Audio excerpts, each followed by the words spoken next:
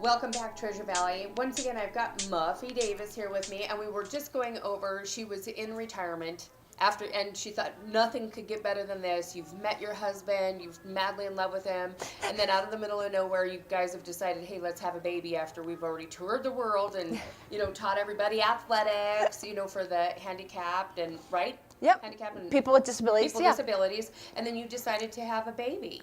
Yep. We came back and we wanted to start our family. And so you had a little. I didn't even. What's her name? A little girl. Her name is Elle.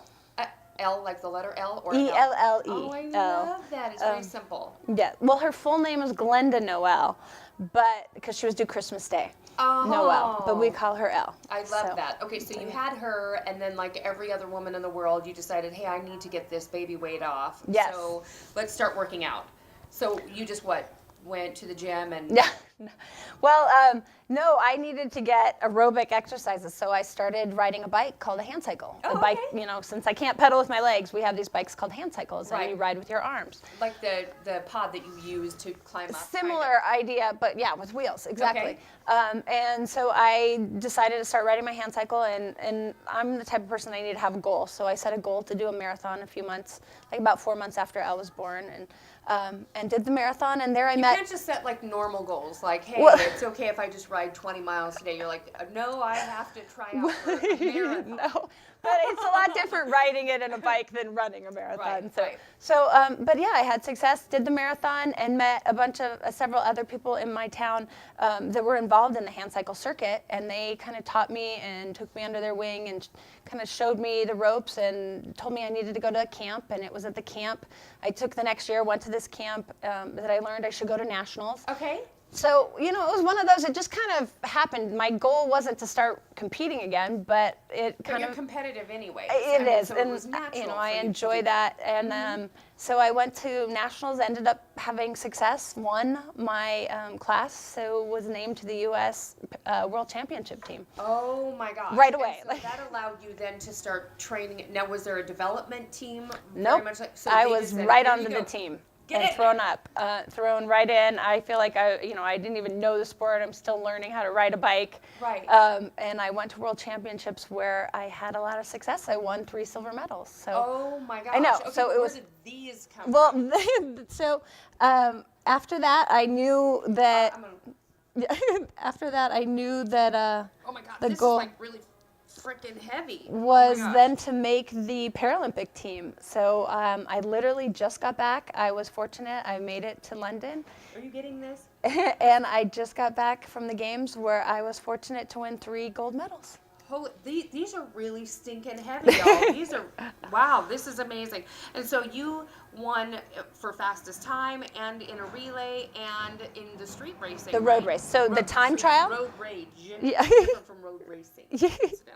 So the time trial, which is what Kristen Armstrong won her gold in. So I like Right. to say, Idaho has strong athletic women, strong women in the time trial. Right. And then the road race I won as well. And then we have a hand cycle relay, which is a 3-member relay. So our team is very dominant and strong in that. So. And you kicked some tail. Well, we at had all 3 of them. it was 3 gold amazing. medals. I like to say I'm like a fine wine. I get better with age. So 10 years ago, my last games, I got 3 silvers. And now And you're 10 years gold. later, I got 3 golds. So. Yeah, but what else? Age I mean, well. you've had some amazing success this last year. What else? Well, what are you super proud, super happy For about? me, my biggest accomplishment this last year, I would say, is that I did not lose one race all year. So to have a completely successful season and having not lost Wow. one was, for me, what I'm most proud of. I mean, it's great. Don't get me wrong. I love the medals. I'm proud of them, and they're wonderful.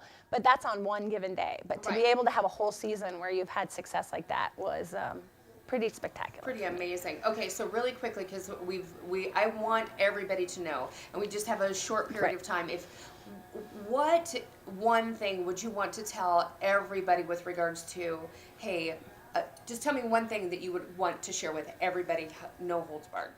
I guess what I want people to know is that disability doesn't have to be devastating to someone's life. It's hard and it's challenging when it happens, and you definitely have to give yourself time to grieve and accept that. But I have an amazing life, and I don't want anyone to ever see me and feel sorry for me or to pity me or anyone with a disability, because anything is possible. And I mean, I have a different life than I would have had I been able-bodied, but I have by no means less of a life. I have been able to accomplish everything I've ever wanted to do, and even more so than I had thought possible. So I guess anything's possible, and never put limits on anyone. Well, unfortunately, we have to put a limit on the time that we have to spend. Unfortunately, Treasure Valley, this has been a huge honor for all of us, realistically. I am very, very thrilled that you could come over here and visit with us on your media whirlwind tour. Yeah. And Treasure Valley, if you have any more, if you'd like more information, please check out www.treasurevalleyview.com. There will be all kinds of links and videos so that you could get in touch with Muffy if you would like more information, or if you just like for her to be your pen pal. Maybe she would give you some words of encouragement if you find yourself in that kind of a situation. Thanks so much for tuning in, Treasure Valley. Again, I'm Stevie Kellum, and we were happy to have you along with this part of our journey.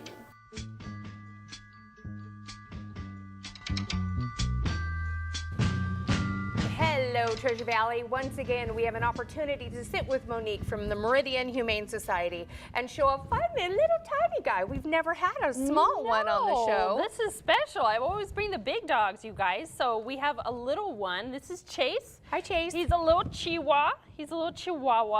And he's 8 years old, but as we were talking earlier, that's not necessarily old for the smaller breeds because they live a long time. Forever. Yeah, Right. they live nearly forever. Right. Yeah. So he's looking for a home. If you're interested in him, the website is meridianhumanesociety.org. And he's just a cool little guy. He really has a great disposition. He does. He's pretty chill. He's calm.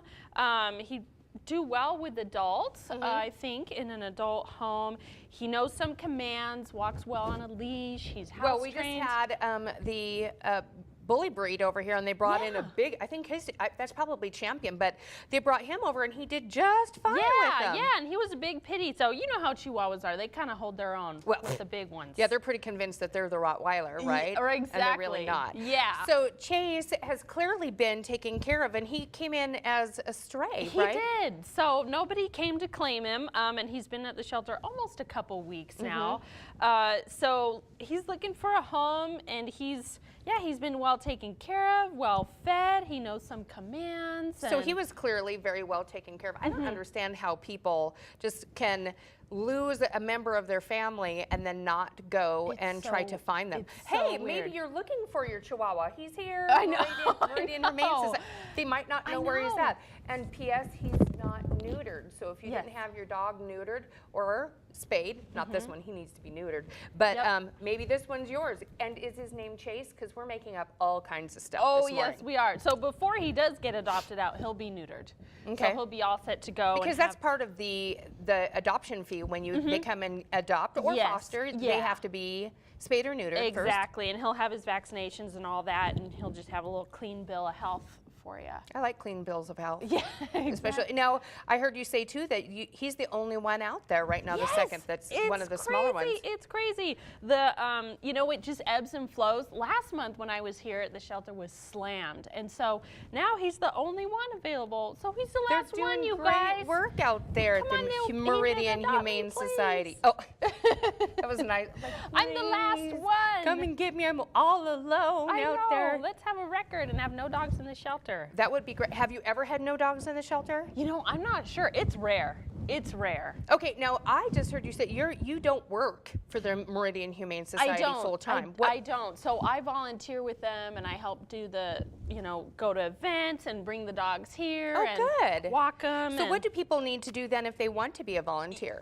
Just go to the website, and there's a lot of information on there on different roles. They always need people to walk the dogs, fostering How old dogs. do they have to be? Because I know my daughter's 14, and she would love to be a part I think of that. teenagers are all right, that they can come in and help, or you can donate food. If you don't have the time, you can have certainly they'll accept little they have to be- sweaters oh, like yeah. this. We were just you know, talking all about kinds his of little bomber goodies. jacket. In the So winter, a lot of the short-haired dogs get cold, and we still try to take them to events and stuff. Oh, So yeah. there's all kinds of ways to help. So MeridianHumaneSociety.org if you're interested in adopting or just helping in some way. Wonderful. Well, thank you very much, Monique, for coming on today Thank and joining you. us with little Chase.